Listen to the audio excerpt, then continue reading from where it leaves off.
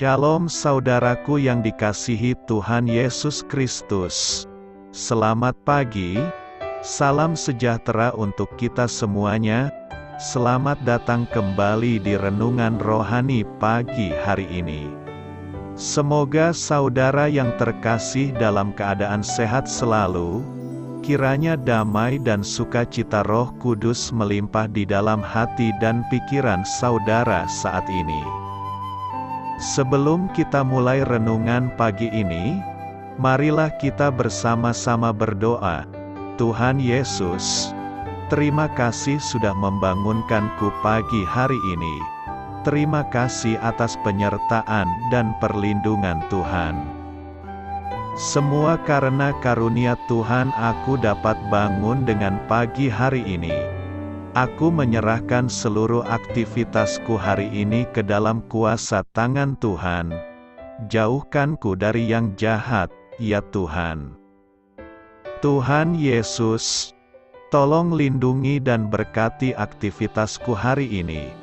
Tolong berkati juga keluarga dan teman-temanku, Bapa Surgawi, oleh karya Roh Kudus. Tolonglah aku untuk menjauhi segala sesuatu yang melukai hati-Mu. Ampunilah segala dosa kami, ya Tuhan. Dalam nama Tuhan Yesus, aku sudah berdoa. Amin. Sahabat saudara rohani, pembacaan ayat emas Alkitab renungan kita hari ini terambil dari 2 Korintus 5 ayat 1 sampai dengan ayat 10.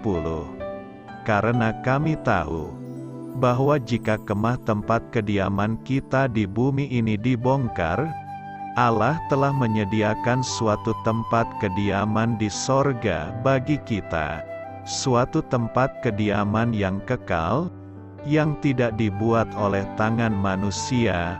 Selama kita di dalam kemah ini, kita mengeluh, karena kita rindu mengenakan tempat kediaman sorgawi di atas tempat kediaman kita yang sekarang ini. Sebab dengan demikian kita berpakaian dan tidak kedapatan telanjang. Sebab selama masih diam di dalam kemah ini, kita mengeluh oleh beratnya tekanan.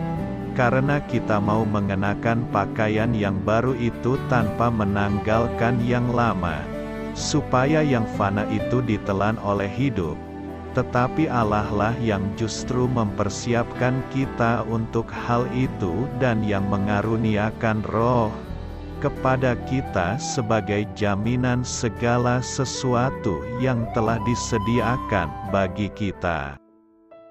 Maka oleh karena itu hati kami senantiasa tabah, meskipun kami sadar bahwa selama kami mendiami tubuh ini, kami masih jauh dari Tuhan. Sebab hidup kami ini adalah hidup karena percaya, bukan karena melihat, tetapi hati kami tabah, dan terlebih suka kami beralih dari tubuh ini untuk menetap pada Tuhan. Sebab itu juga kami berusaha, baik kami diam di dalam tubuh ini, maupun kami diam di luarnya, supaya kami berkenan kepadanya, sebab kita semua harus menghadap tahta pengadilan Kristus, supaya setiap orang memperoleh apa yang patut diterimanya, sesuai dengan yang dilakukannya dalam hidupnya ini, baik ataupun jahat. 2 Korintus 5 ayat 1 sampai dengan ayat 10.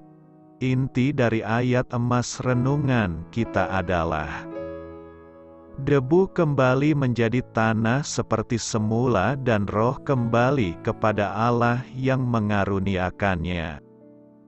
Mari kita mulai renungan pagi kita. Judul renungan kita hari ini adalah Tak Terbayangkan, ditulis oleh Sochitel Dixon. Kisah inspiratif. Saya duduk di bangku gereja tepat di belakang seorang wanita. saat para pemuji mulai mengajak jemaat menyanyikan lagu "I Can Only Imagine", yang artinya sungguh tak terbayangkan, saya memuji Allah sambil mengangkat tangan. Sementara suara sopran yang indah dari wanita di depan saya menyatu dalam harmoni dengan suara saya. Setelah ibadah, beliau menceritakan tentang pergumulan kesehatannya, dan kami pun berdoa bersama untuk perawatan kanker yang akan dijalaninya. Beberapa bulan kemudian, Louise mengaku bahwa ia takut mati. Saya mendekatkan kepala saya ke kepalanya yang terbaring di ranjang rumah sakit, membisikkan doa, dan menyanyikan lagu tadi dengan suara pelan. Sungguh tak terbayangkan apa yang akan Louise rasakan ketika ia bertemu muka dengan muka dan memuji Tuhan Yesus beberapa hari kemudian. Rasul Paulus menawarkan jaminan yang menguatkan para pembacanya yang tengah menghadapi kematian.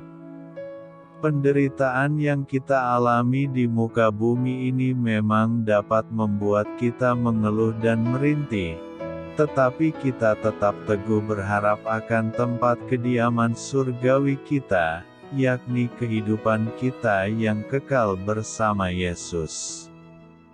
Meski Allah merancang kita untuk mendambakan hidup kekal bersamanya, janji-janjinya dimaksudkan untuk memberi dampak pada cara kita hidup baginya di masa sekarang.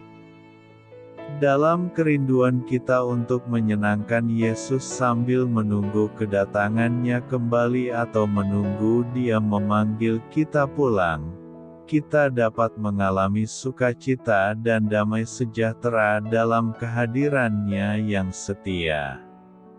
Pengalaman seperti apa yang akan kita rasakan ketika kita meninggalkan tubuh fana kita dan berjumpa dengan Tuhan Yesus dalam kekekalan?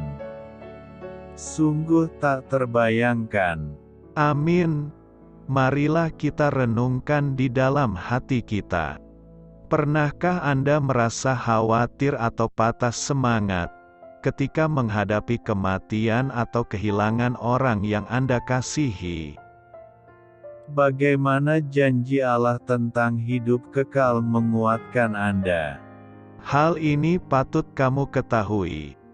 Paulus menggunakan metafora seperti bejana tanah liat dan kemah tempat kediaman di bumi untuk menggambarkan betapa rapuh dan fananya tubuh manusia kita di dunia, serta mengontraskannya dengan tubuh kebangkitan kita yang tidak dapat rusak, serta bersifat abadi dan mulia.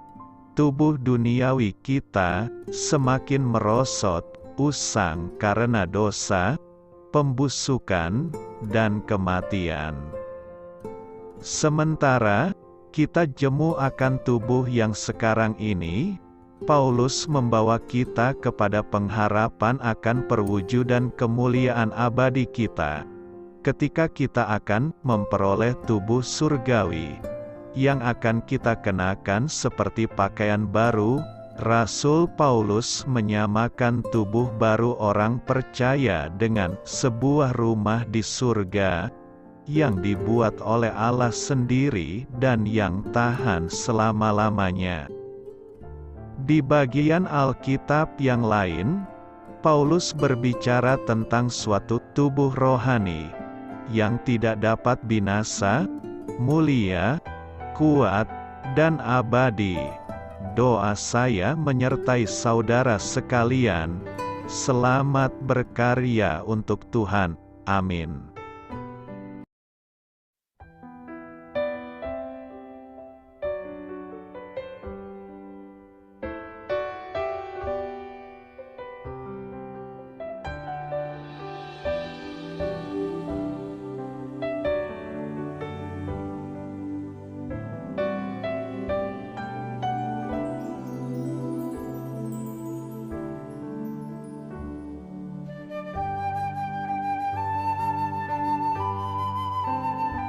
Marilah kita renungkan sahabat saudara rohani. Demikianlah renungan firman Tuhan pagi hari ini. Semoga menjadi berkat dalam hidup kita.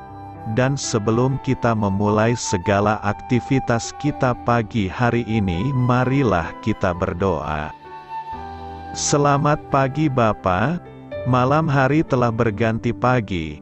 Kehidupan baru telah Engkau berikan kembali bagi kami. Bapa Surgawi, tolonglah aku menyadari kebutuhan orang lain, supaya aku dapat membagikan apa yang telah Engkau berikan kepadaku. Pada saat aku membutuhkan, berilah aku keyakinan bahwa Engkau akan mencukupkanku, melalui orang-orang yang mengasihi-Mu, bukan karena kami pantas atau layak, namun karena kasih karunia-Mu kami boleh ada, sebagaimana kami ada di pagi hari ini. Terima kasih Tuhan, atas kesempatan baru yang telah Tuhan berikan kepada kami, untuk bisa memperbaiki diri agar kami bisa lebih layak di hadapan-Mu. Hari ini kami serahkan semua perkara dan kesulitan yang akan kami lalui ke dalam tangan-Mu. Biarkanlah kami bisa memuliakan-Mu dalam segala aktivitas yang akan kami lakukan. Amin. Biarlah firman Tuhan menjadi pengingat untuk kita semua, bahwa tuntunan dari Roh Kudus akan selalu memberi jalan keluar bagi setiap permasalahan hidup kita, dan memberi kedamaian di hati kita. Sampai jumpa di renungan pagi saudara rohani berikutnya. Kiranya Tuhan selalu memberkati saudara semua hari ini. Amin. Shalom.